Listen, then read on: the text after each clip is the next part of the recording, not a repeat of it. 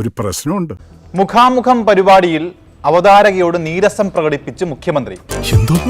വളരെ നല്ല പ്രസംഗം കാഴ്ചവെച്ചതിന് നന്ദി എന്ന് അവതാരക പറഞ്ഞപ്പോഴാണ് മുഖ്യമന്ത്രി നീരസം പ്രകടിപ്പിച്ചത്.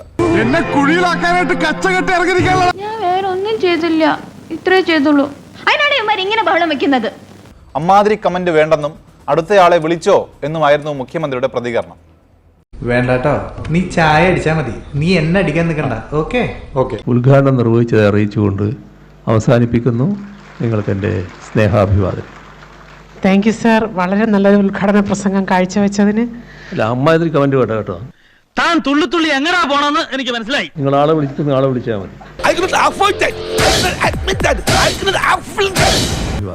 Thank you sir. വളരെ നല്ലൊരു ഉദ്ഘാടന പ്രസംഗം കാഴ്ചവെച്ചതിന്. അല്ല, അമ്മാതിരി കമന്റ് വേണ്ട കേട്ടോ. എന്തായാലും നീ എന്നെ ഇങ്ങാട്ട് വിളിച്ചു വരുത്തിയ സ്ഥിതിക്ക് നിന്റെ കച്ചവടം പൊട്ടി താക്കോലുമായിട്ട് ഞാൻ പോണുള്ളൂ. നിങ്ങൾ ആളെ വിളിച്ചിട്ട് ആളെ വിളിച്ചാൽ മതി. തള്ളേ, കലിപ്പ് തീരണില്ലല്ലേ?